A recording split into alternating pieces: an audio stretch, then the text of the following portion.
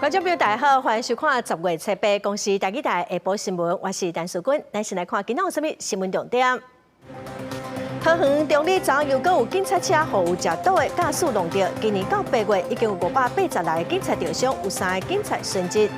台中因为有大学生和公车弄事，开始进行交通大执法。最新的统计是指出讲，台中市过路人车祸死亡的人数嘛是全国上济。过来有真侪间病院验着讲放漏水的抗生素超标，专家是烦恼讲，那抗生素进入食物链，咱人会产生抗药性。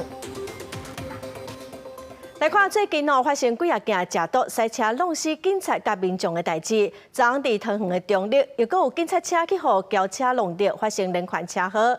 警方嘛伫轿车内底超着毒品，驾驶嘛验出讲有毒品的反应。根据统计伫今年1月到8月，已经有580来个警察因为公务受伤，阁有3个警察殉职。警车后车道互弄甲密密麻麻，代志就发生伫初七暗头啊，中立警分局来到派出所，一只警车互轿车对后壁真紧弄着了后，再个向前弄着2只汽车，造成省道下班时间大塞车。好在是无人伤亡，警员伫肇事驾驶车内查到真新的毒品，丧尸分弹。现场无人受伤，当场并查获丧尸烟弹2颗。全案询后，依法移送桃园地检署侦办。最近警员执勤威胁安全的事件常常发生。7月13，新北三中分局2位警员伫半暝咧巡逻时等红灯，互汽车倒并向弄着，造成1位警员送医救无回来。肇事的驾驶伫涉嫌食赌赛车。9月3日，土城警分局清水派出所的所长刘宗兴深夜查违停。花查毒品，互要逃走的驾驶赛车拖行，弄着互拿，重伤无法度救回来。根据统计，警察人员去年因为公务受伤897人，因为公务死亡10个人。今年1月到8月，因为公务受伤是有586人，因为公务死亡也有3个人。执勤回来有查获的话，我们的中高阶干部可以去跟着严警一起也去检视他的密录器，来看看他的执勤安全包括处理的程序。学者表示，警政署对车辆的拿检、人车的盘查拢有规范，安全教育 SOP 拢有。建议中高阶的干部会当看环境的密录器，对于实务经验内底讨论执勤的安全、停驶的证据甲比例原则，减少无必要伤亡。记者综合报道。再来看顶个月，台中市一个东海大海查某学生过车路，互公车弄死。台中市政府启动公车大执法。最近警方在巡逻的时，抓到一台公车冲红灯，也毋过这个驾驶是讲伊是伫黄灯的时阵冲过去的，佮怨叹警察找麻烦。今年交通部上新的统计嘛指出讲，今年1月到7月，台中市过路人死亡的人数是全国上济哦，比去年同期增加6个人。赶时去翕到路口的车辆因为红灯已经停落来，不过这架159路公车全部检测直接通过。后壁当地巡逻的警方看到过程，嘛紧日对起嚟把公车砸落来。我们闯黄灯的话，它有一秒2秒的时间嘛，不是1秒2秒吗？看你已经亮左转箭头了呢。顶个月29号，台中市五权西路甲台中南路口违规的公车被警方砸落来了后，驾驶个解说只是抢黄灯，还佫用烦恼耽误时间，破坏环境执法伤过严。采执法与宣导并重，希望透过举例干预手段，修正部分公车驾驶不良行车习惯。虽然台中市府甲警方加强公车甲交通大执法，不过根据交通部公布的最新的数字，今年1到7月，台中市行人交通事故死亡的人数是32个人，比去年同期增加6个人，全国上悬。而整体交通事故死亡的人数是175人，虽然比去年同期减少26人，不过嘛是全国上悬。有安全感一点，对，大家会比较会礼让，直接绿灯过马路，如果还是有车会直接闯过去啊。持续精进行人道安作为，并持续透过工程执法宣导，强力执行，以保护行人。台中市交通局表示，将会盘点行人通行量大的地点，透过道路工程以及调整号志时指定座位，继续来加强交通事故热区的改善。警方嘛表示，为9月到12月执行行人正义大执法专案，加强此地汽机车无要停让。今年嘛已经正式了20处科技执法，而且来加强导正用路观念。记者台中综合报道。再来看台南市南区的金华路，昨暗头有一台轿车去弄到粪扫车，造成7个民众受伤。警方是表示讲，这台自用车的驾驶是无啉酒哦，可能无注意才去弄到停伫路边的粪扫车。车才拄停好，民众就随我过来赶要等粪扫，也未付彩交通警示牌，一只白色轿车就向位后壁弄过来。过来的民众或者压伫中央，伫车头两边的人是互弄甲飞出去，一个查某人直接互车弄甲走去的引擎管，看了是真惊人。那砰一声，然后也不知道怎么样，后走过去之后才发现是后面有一台白色的车子撞到那些倒垃圾的。迄个去有弄者，来弄着我手，爱多瞪一下。我也是爱少年过咧耍啊，用刀搏着咧弄偌大声的。碰一声，互附近民众拢踹一条。警方甲救护人员接到通报了后，赶去现场。白色轿车弄到粪扫车，有7个民众受伤，其中5个人已经送去病院治疗。上严重的迄个人2支脚骨拢互弄断去。为一名自小客车，为注意车前状况，不慎撞击正在执行公务的垃圾车。详细肇事责任将待警方调查后厘清。本局的垃圾车后方铁架、处理架也损坏。有关这部分，环保局后续会向肇事者求偿。警方初步调查，轿车驾驶无食酒，哪像因为无注意头前状况才会出车祸。驾驶讲手有着伤，加在粪扫车驾驶甲清洁队员拢无代志。不过车祸原因和责任该进一步调查厘清。记者综合报道。来看总统赖清德伫拜四会发表相识谈话，有国爱人士是警告讲，中共可能会搁发动对台的军演。国防部目前蒋阿公相识之后，中共可能会发射经过咱国防空识别区的火箭，来升悬台海的情势。行政院长杜英泰是要求中共得爱暂责，国军嘛爱有相关的准备。相信国庆都要来啊！总统赖清德先伫国庆晚会提出祖国论，启立国际版面。接落来，7月伊要发表第一摆的国庆讲话。不过，国安人士警告，中国有可能会借题发挥，甲相关演习包装做2024联合利剑比。国防部7月发布，将找到12架次的中国军机，其中超过海峡中线和延春线入去到西南空隙的有8架次，加上中国军舰7架次了台。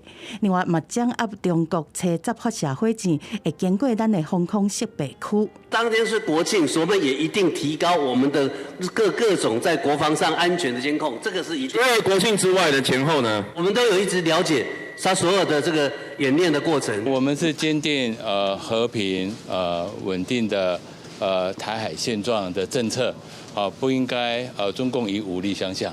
针对中国有可能利用军事行动来回应赖总统的国庆讲话，杜英泰发话讲，中国应该爱暂责。立委认为讲，中国这个做法只会让两岸愈行愈远。你的军演啊，你的这个飞机绕台或者是军舰绕台，其实台湾人民都不喜欢的哦，只是把台湾人民逼着离你越来越远。一旦进入到说他认为有特定的比如说总统、副总统、院长等等之类层级的一些言论，那通常他就会出动军机。当来看中国过去对台实施联合利剑演习，第一摆是美国联邦众议院的前议长佩洛西2023年访台，引起中国的强烈反弹，发动围台军演。第二摆是今年赖总统520就职，中国军队随着发动2024联合利剑 A 的演习。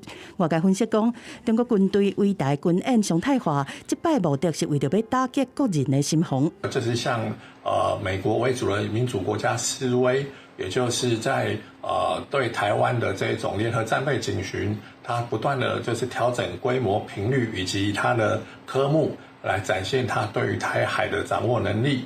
学者认为讲，中国若搁一摆来发动联合利剑演习，无外都是7分政治、3分军事，对外展现有掌控台海的能力，国军已经严肃准备。记者综合报道。黎巴嫩的情势佫真紧张，大家拢去接侨胞回国。中国政府嘛进行2届的撤侨，有一个讲伊是台湾民众的查甫人，最近接受中国的中央电视台的访问讲伊认同祖国是中国。咱的外交部是批评讲，伫这款紧急事件查这款议题，就是为着要统战。以色列和黎巴嫩真主党的冲突最近升级，各国拢对黎巴嫩来撤侨。中国政府的2批撤侨行动内面，包括一个家己讲是台湾民众的查甫人，接受中国官方媒体央视的访问，大声喊讲认同祖国是中国。一个 identity 一起撤，对 ，Chinese identity 撤。之前我就知道 motherland， 我们 motherland 就是中国。根据了解，这个社组呢确实是咱国的国人，但是你伫黎巴嫩的期间并无和驻出来联络，嘛毋是咱外交部进前掌握在中国货轮撤离的台湾人。外交部批评中方是用撤侨的紧急时阵，搁在做统战。以哈战争发生后，部分在以色列的中国侨民也曾探寻搭乘我国撤侨专机的可能性，而我方基于人道救援无国界的普世价值，表达同意。然而，中国却借由协助我国人离开黎巴嫩，炒作祖国议题，实为意图矮化我国家地位的统战目的。而且拄到总统赖清德，但出以年纪来讲，中华人民共和国绝对无可能是中华民国人民的祖国的论述。中国官方一直无相关回应，学者认为讲，中国是无法度正面来反驳，则透过文攻来做人敌战。不管是透过特定的这种所谓 KOL 艺人，甚至有可能是特定的这种台湾的政治人物来去表达或者是质疑所谓中华民国的存在。我相信接下来这种无孔不入的做法只会更强。学者分析，进前中国国庆的期间，包括亲像本土艺人阿吉拉嘛，第一摆录影片来恭喜，讲中国是祖国。中国的统战样板无限台湾的演艺人员，也是一般的民众，目的就是希望来分化台湾社会。记者综合报道。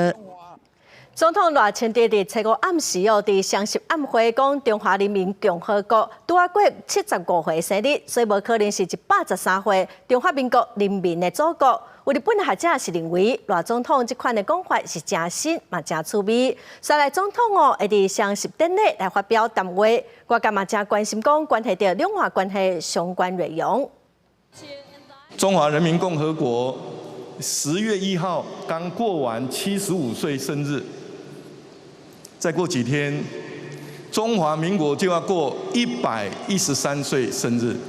就年纪来说，中华人民共和国是绝对不可能成为中华民国人民的祖国。初五伫台北大巨蛋的双十晚会，总统赖清德讲，中华人民共和国无可能是中华民国人民的祖国。也讲，若有人要祝中华人民共和国生日快乐，用词爱精准，唔通用祖国2个字。这个新的两岸论述引起英国《卫报》、《独立报》等等外国媒体关注。清华大学英语讲座教授、日本籍学者小笠原欣幸也伫面册答问分析。赖清德甲中华人民共和国甲中华民国囥做伙，讲中华民国是祖国。赖清德是头一个安尼讲的总统，而且认为赖清德以前总统蔡英文中华民国台湾为基础，加入家己的解说方式是真新真趣味的观点。过来也有学者认为，赖清德的致辞呈现2大重点，凸显说中华人民共和国大陆是台湾的祖国，中华民国的祖国，那这个显然是不符合事实。第二个就是中华民国在台湾跟中华人民共和国在大陆基本上仍然是互不隶属的。国庆的演说，这是他在就职演说之后第一次执政，过了将近4个多月，将近5个月。那他在两岸关系的政策的立场跟主张上，相较于就职演说有没有什么变化？这当然是大家关注重点了。针对赖总统的双十晚会致辞内容，中国目前并无发表回应。学者认为，双十晚会的致辞只是起头，接下来双十典礼的谈话，这是牵连两岸关系的重点。记者林旭凯台北报道。来看咱国内一间做印刷电路板 PCB 的建国公司宣布讲今仔股票暂停交易，嘛传出讲伊可能要大量裁员，下晡4点会开记者会来说明。建国公司嘛表示讲，因公司按算10月30日开始要停止接订单，工厂会伫12月25全面停产。在新北树南的公司，货运快递人员照常出入。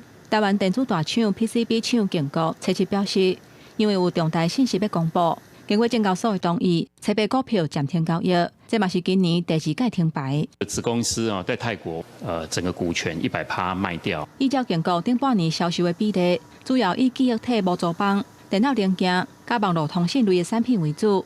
今年8月宣布要卖泰国厂100%的股权，即嘛台湾厂嘛传出可能会收起来消息，3年可能会转向中国。报纸上次有讲啊，但是问题是，他还没有确定的时间呐。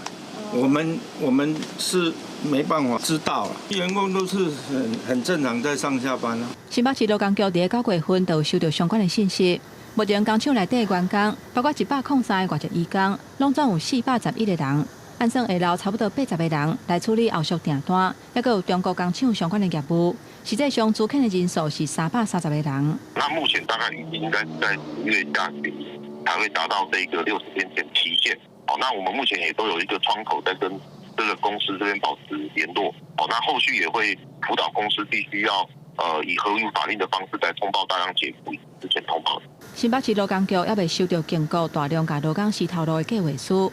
不过，预计可能伫咧年底关厂的可能性来看，目前还未达到60天进前的期限。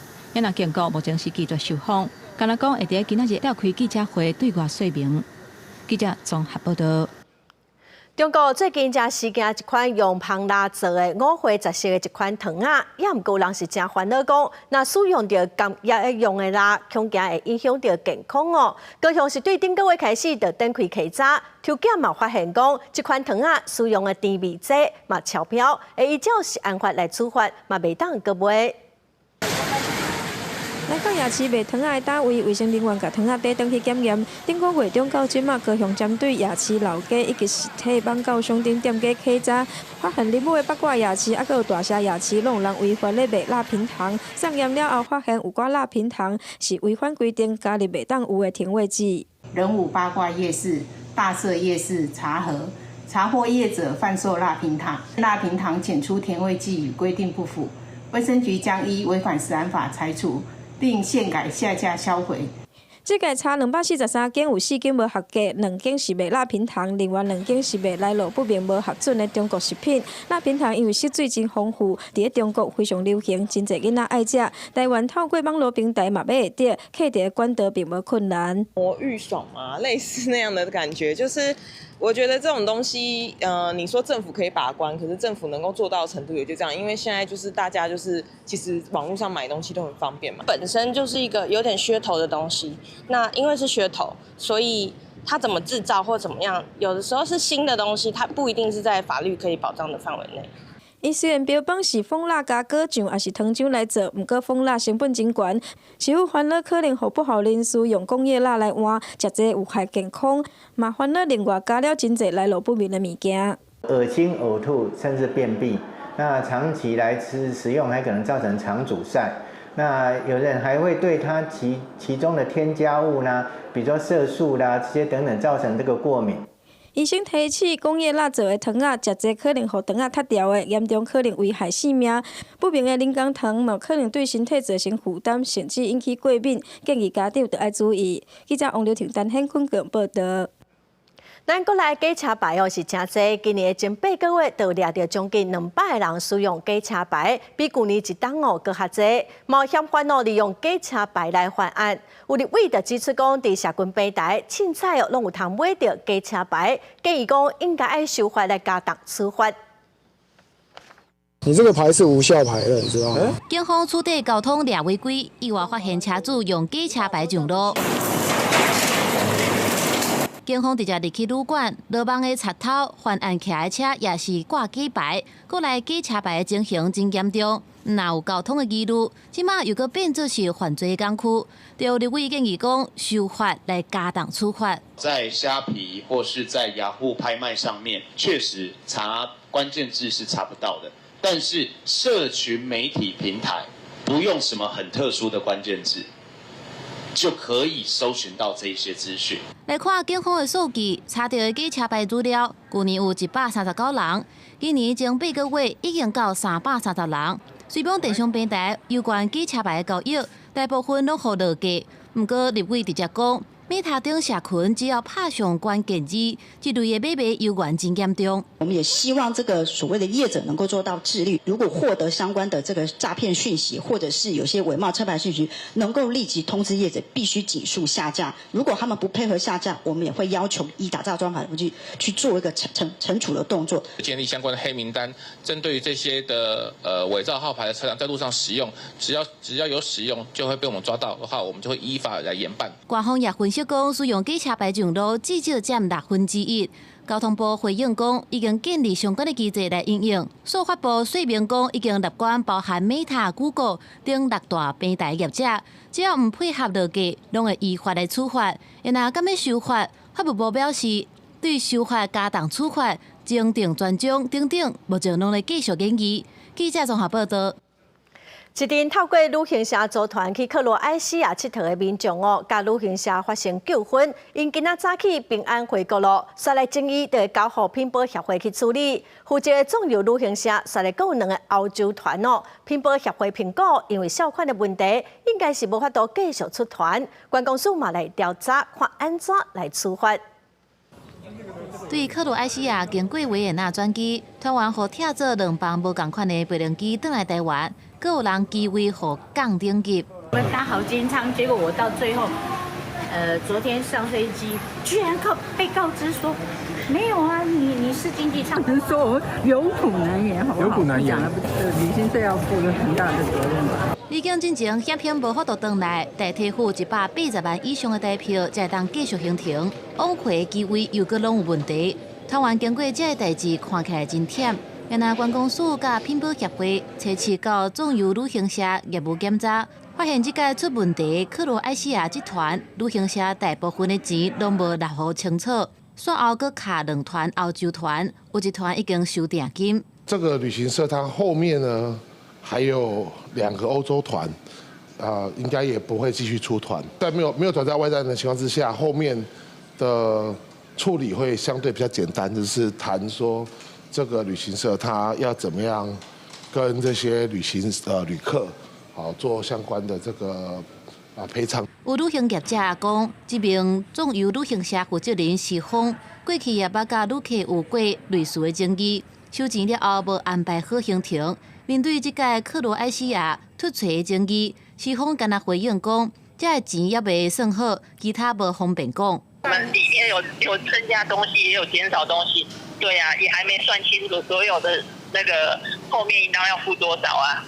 关公署已经介入调查，随后依照消保法甲法定观光条例，请旅行社陈述意见了后，看违规的情形进行裁罚。根据法定观光条例，甲旅客偏伫当地无法度回来，上悬会当罚100万。记者综合报道。再来看环境部上新的调查发现，讲咱国内有真侪间病院放流水的抗生素超标，包括台南的基美病院、台中的荣总、佮阿东病院等等有专家是真烦恼讲，若抗生素进入饮用水等这的食物链，会造成咱人产生抗药性，未来可能就会产生无药通医的超级细菌。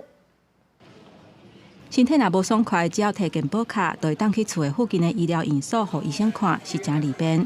不过，环境部上新的调查发现，讲最近3年来，国内几间病院的放流水抗生素明显超标，可能会对环境造成危害。如果呢超过我们管理的建议基准呢，我们会进一步的希望能够采取相关的一个消减措施。环境部表示，从2020年开始，小人刷调查国内医疗院所放流水的情形，包括台南基美病院、高雄医学大学、阿东病院、甲台中荣总等等8间医疗院所，发现病院的放流水验出几项超标的抗生素。针对这点，有学者烦恼讲，病院甲放流水排落地下水道，若透过食物链入去甲人体内底，可能会变作有抗药性，甚至会产生超级细菌。因为我们的抗生素会给这个细菌一个所谓的这样的一个天择的作用，让它可以选择性很厉害的这个超级的这个抗药性的细菌会留下来。医院的一些相关的放流水的标准要做修改，会纳入这个抗生素的管理，所以我们也会配合环境部这边最后修改出来的法规。为了降低抗生素抗药性对咱国民众的威胁，疾管署强调讲，行政院已经核定国家级防疫一体抗生素抗药性管理的行动计划，会伫明年正式启动。到时会甲卫福部、农业部、甲环境部等等的相关部会纳入下部会平台共同合作。记者综合报道。全国公立的国校学生一礼拜啉2届牛奶的政策，昨伫立法院是有立委指出讲已经开学过外月咯，各学校无法度来提供，嘛质疑讲有学校用保久奶来取代新鲜的牛奶。有学校老师是认为讲发新鲜的牛奶会增加因的负担。全教组嘛建议讲会讲考虑发券，互学生家己去超商领。农业部甲教育部推动颁布有牛奶通饮的政策，原底9月要实施，到搭10月初陆续开始实施，家长普遍表示支持。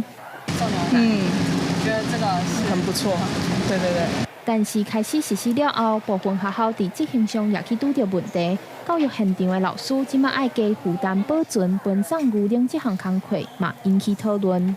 鲜奶伊敢若保存，伊落离开常温，敢若会当30分钟。吼啊，阮学校其实真大啊，你落人手若是讲要30分钟，送到囡仔的手中啊，看因啉了，其实有困难。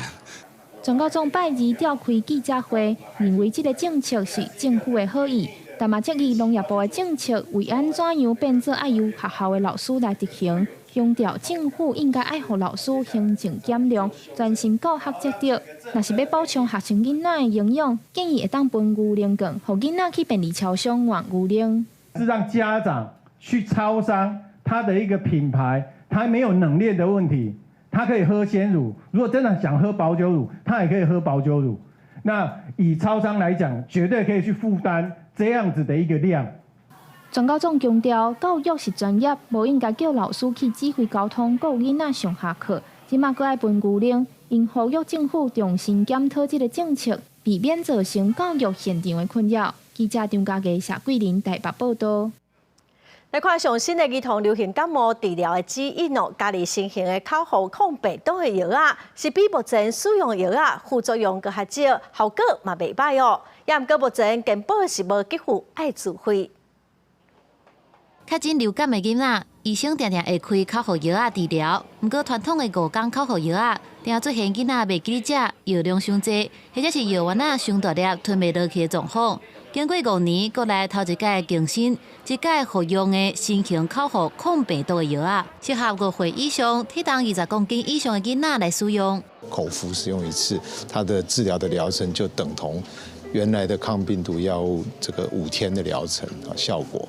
那大家都知道，只要吃一次的话，这个可以增加儿童对这个治疗的顺从性，那就可以得到比较好的治疗效果。根据调查，国内流感感染的患者，以囡仔上济，学龄前的囡仔占感染的族群24%到30%，咧读册的囡仔占感染的族群30%到35%。要注意的是，流感会当透过喙瘰接触来传染，病毒会当活一段时间，亲像厝内的门板、佚佗物仔、文具，或者是电脑的键盘等筋骨的物件，只要囡仔接触到这受感染的物品，再去吸喙、鼻、目睭，就真够感染。若囡仔感染了后，佮会引发家庭群聚感染的风险。医师指出，新型的抗病毒的药啊，会当降低家庭也感染的比率。它可以单次给予，就可以有效的抑制病毒的复制跟繁衍，所以它可以再吃一次药，就可以有效控制住我们流感的症状哦。目前这款新型的口服抗病毒的药物，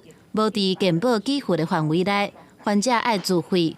医师也提醒讲，伫流感季一定爱注疫苗，更加爱接洗手、挂嘴罨，才会当防止流感。记者综合报道。再来看台湾儿童权利公约联盟公布一份囡仔防霸凌的经验调查，发现讲有4成内的学生有校园霸凌的经验，有超过2成本身是加害者，嘛是受害者。联盟嘛设计一套倒仔耍，望讲囡仔伫游戏中来学习互相尊重，拒绝霸凌。一阵囡仔甲妈妈斗阵耍倒仔耍，透过佚佗学习要安怎交朋友，甲照顾家己的心情。这是儿童福利联名设计反霸凌倒仔耍，希望透过佚佗，互囡仔学习互相尊重、拒绝霸凌的能力。弟弟在1、2年级的时候有被班上同学霸凌，这样导师的部分这边有一点隐瞒。反霸凌的这条路上，孩子们最需要的是社交能力跟情绪调节的能力，透过游戏的方式让孩子了解这一些。为着要了解国校啊，高年学生拄着霸凌的比例，台大理家中心甲台湾好处比伫2022年到2023年，针对19个县市国校啊6年的学生，收集到将近4000件的问卷，调查发现46个学生有校园霸凌的经验，其中加害者嘛是受害者的占上侪，超过2成。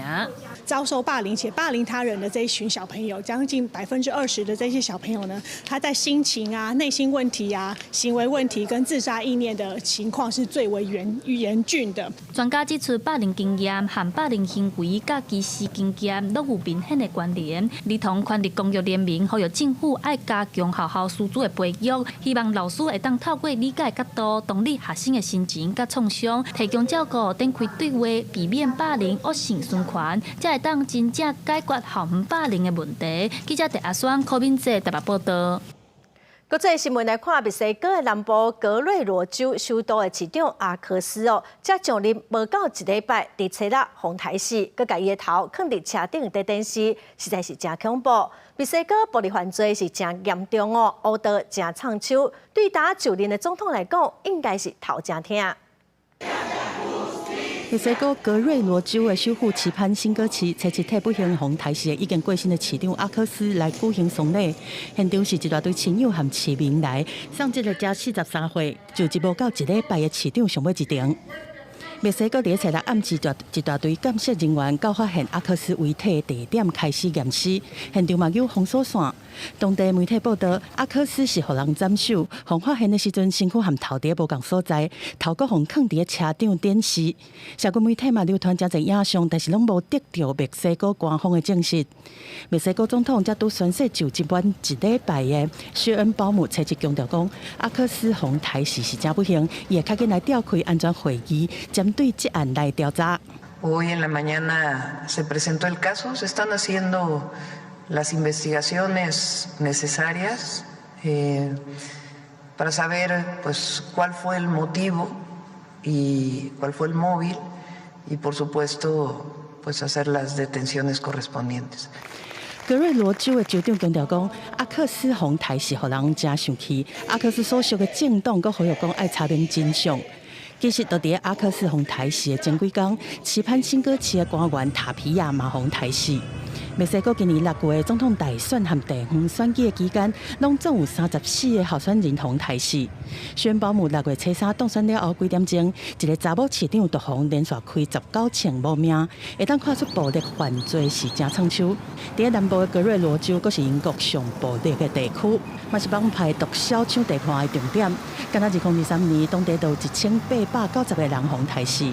墨西哥自从2006年动用军队开始扫毒战了后，全国已经有超过45万人因为暴力犯罪红台市，还有一大堆民众失踪。公司新闻警员强编译。来看法国有一对翁仔某伫加拿大北边工作室，家己种菜，佮使用太阳能板来发电。伫富乐景种蚵仔糕是过真简单的生活，因这种环保永续的生活方式，嘛是超过1000个家庭做伙来加入，那么做伙来看卖。Bienvenue dans l'appartement du futur.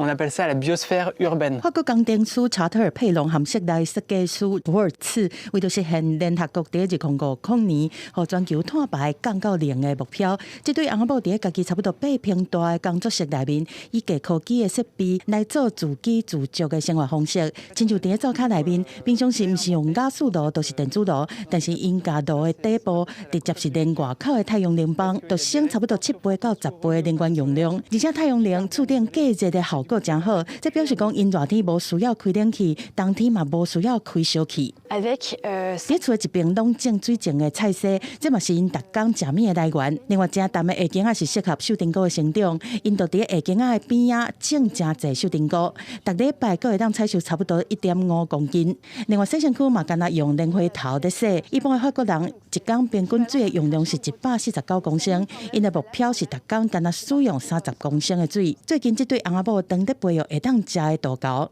因讲食起来的感觉就敢那虾啊，而且伫工作室内面阁饲饲虾仔糖。因为因会当把暖气的有机物转化作高品质的蛋白质。Les larves de mouche à danois, elles sont incroyables. Donc c'est elles qui transforment le compost en engrais directement assimilables pour les plantes. Et ces larves, c'est des super protéines animales pour tout ce qui est poules, bétail, pisciculture.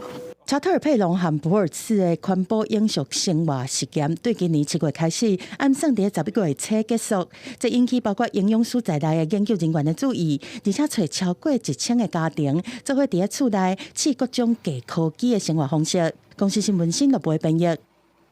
来看2024年诺贝尔奖头一个新一奖公布了，是美国的生物学家维克托·安布罗斯甲加里·鲁夫昆做伙得奖。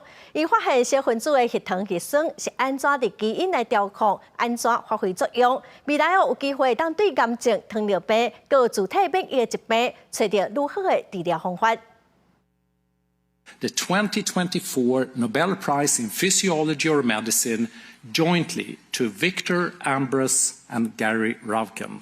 2024年第一个诺贝尔奖的奖项得奖者公布，今年新一奖由美国化学生物学家维克托·安布罗斯甲美国分子生物学家加里·鲁夫昆责任提到，因发现 microRNA 一个转录了对基因调控的作用。Very complex and nuanced layer of regulation, whereby genes in our cells talk to each other and coordinate their activity, and in ways that enable those cells to communicate with each other, to send and receive signals throughout the body. 因摕长0.1公分的秀丽温感线糖做研究，发现 microRNA 会当帮助控制基因的活性，和细胞会当伫咧体内执行一系列的功能，这当帮助解释虽然 DNA 内面有同款的遗传信息，不过人体细胞的差距这么大，若是无 microRNA， 细胞间组织可能就无法度正常发育，异常的调节可能造成癌症、基因突变，造成先天性耳孔听无、目睭甲骨头的疾病。另外，基因调控若出差错，可能造成癌症、糖尿病、自体免疫疾病等慢性病。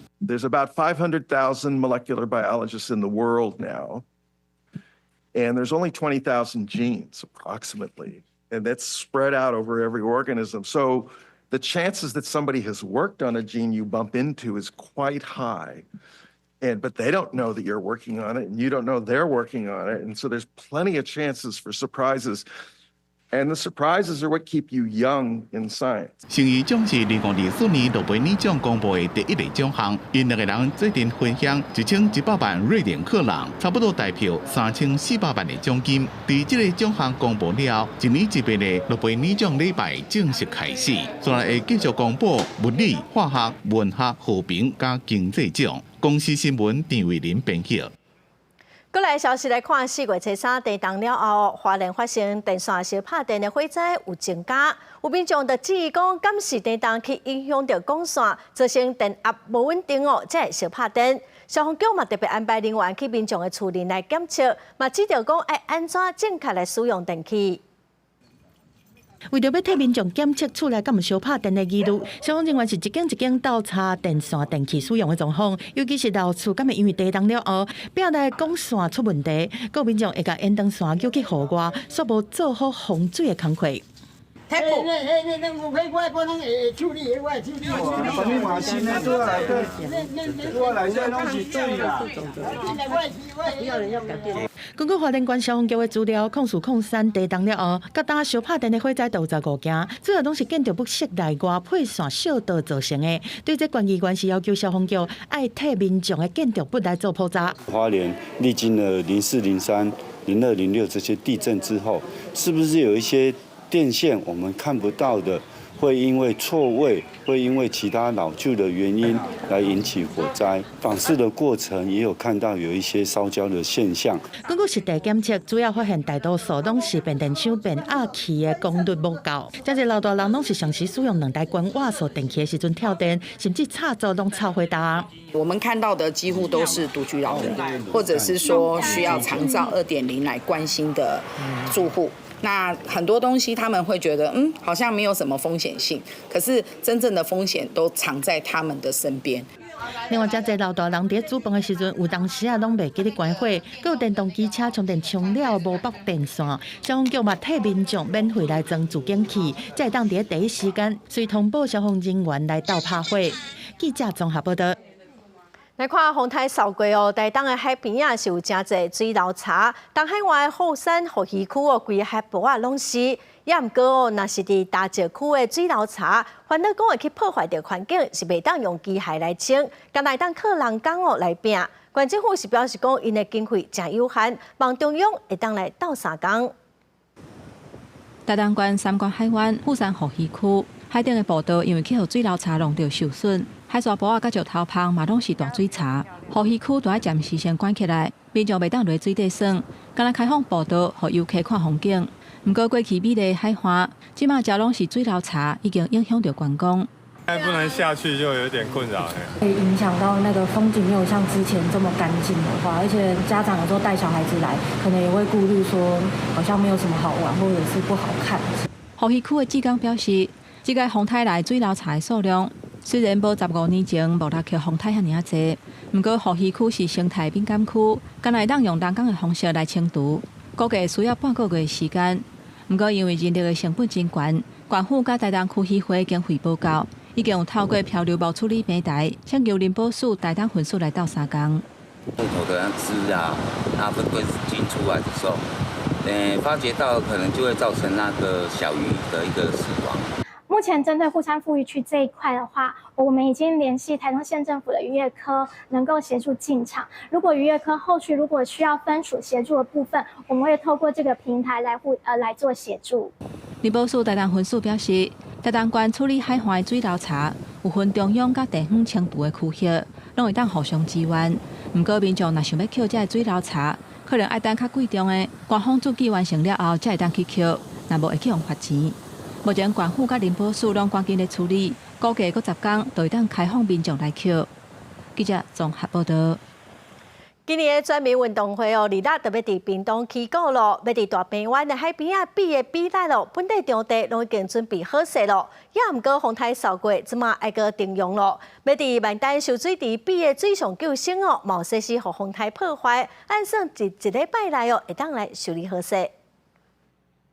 沙坡真侪所在，各有着封锁线，涂骹乱七八糟。屏东大坪湾的青洲滨海游乐区是今年全民运动会沙坡角力比赛场，但风台山土车车衫来袭，为大坪湾带来强风豪雨甲大影，加上海水倒灌，将现场用甲乱七八糟。再重来一次。原来沙嘞，拢覆盖了。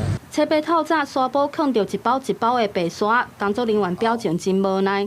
青洲湾原本是乌沙，为着符合比赛场的规则，县府进前就买来符合规范的白沙铺好，但风台过了后，搁拍转去原形，但会使搁买沙出动怪手顶铺。整理的重点呢，我们会优先从整个公共通行的区域，像是环湾道路、环湾自行车道优先整理，然后再来就是配合整个全民运，在整个青州受创的地方。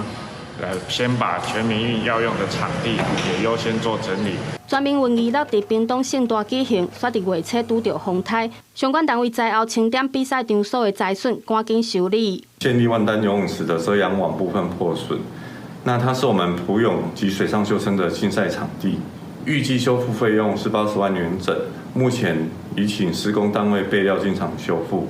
加在伫大坪湾除了青洲的沙坡角力比赛场，其他像举办轻艇比赛的浦东码头等赛场并无受损。县府甲管理处表示会赶紧抢修，互全民运如期举行。记者陈焕武、柯正准屏东报道。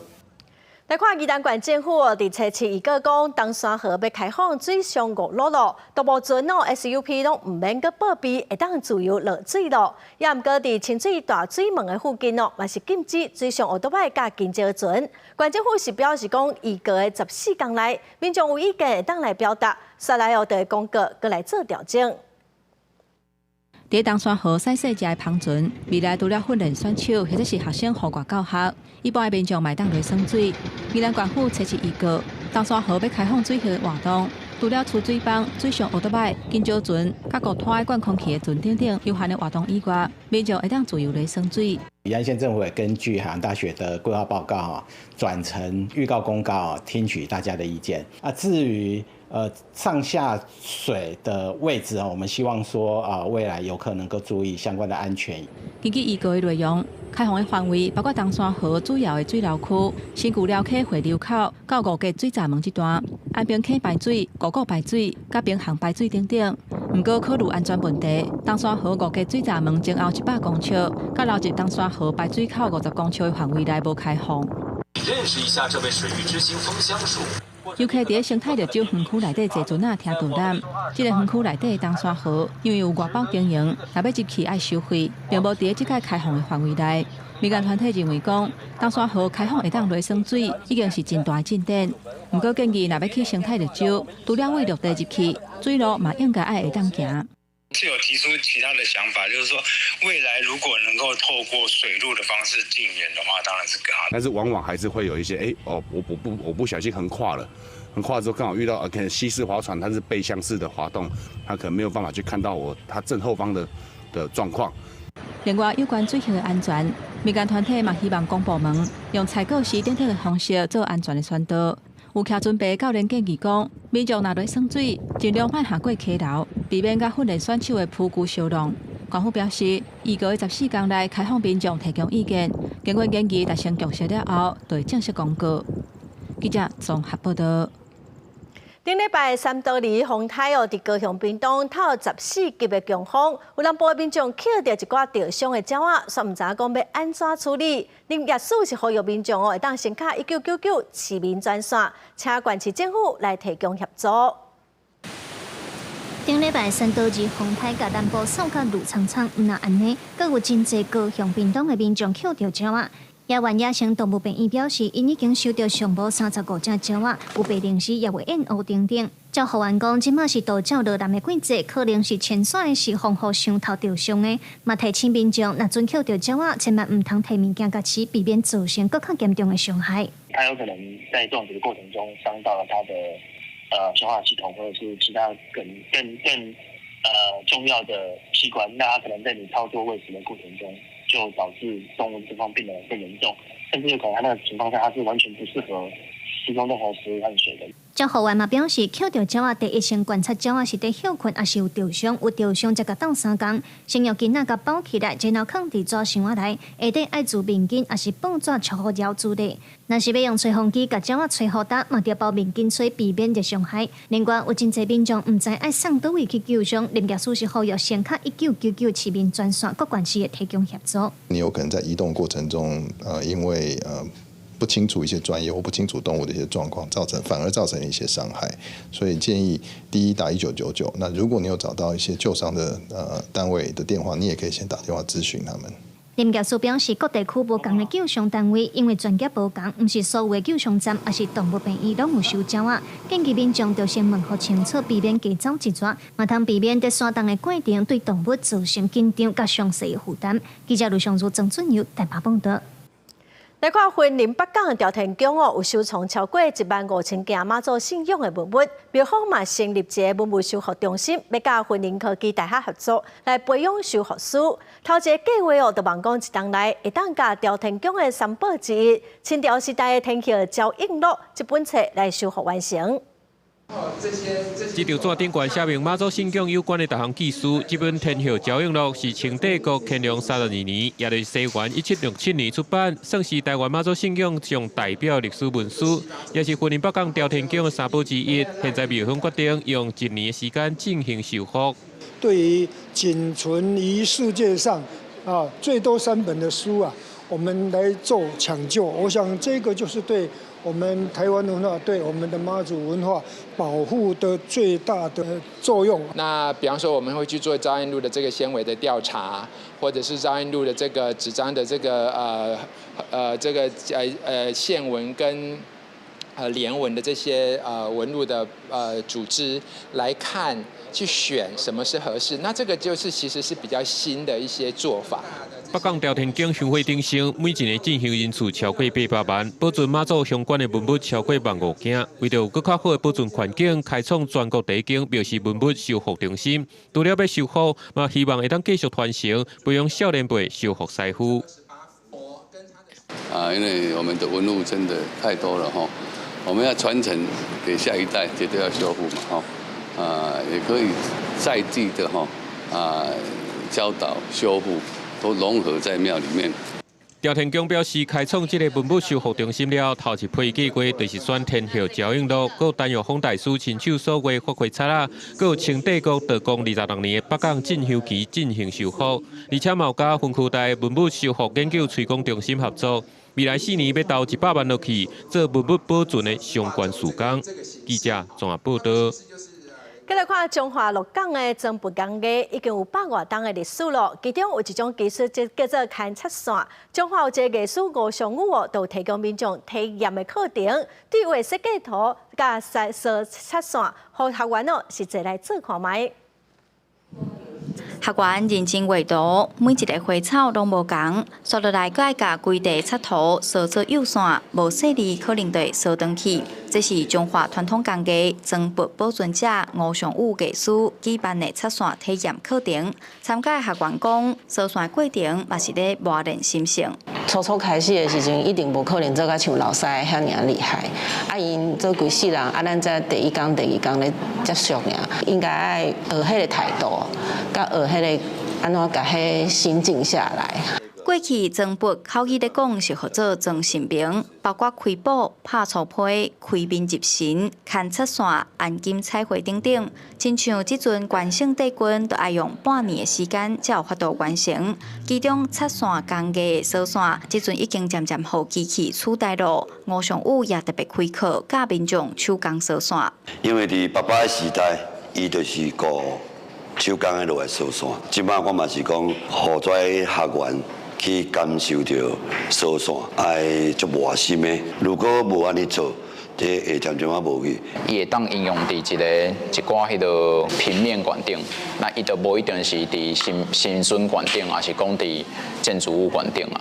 咱若是做伫村仔一个装饰品挂伫厝的，嘛是足水的。增补工艺师吴尚武表示，透过课程，除了互民众认捌增补的过程，体验插线制作，嘛希望民众发挥创意，互插线这项传统工艺有无同的变化甲应用。记者杨淑晴中华报道。下晡8天气，咱来看各县市详细资料。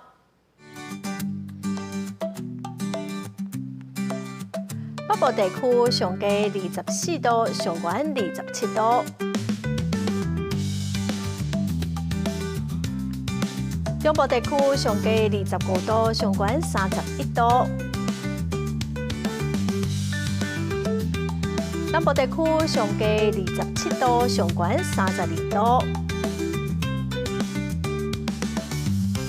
东部地区上低26度，上悬31度；华东地区上低22度，上悬28度。来看未来3天的天气。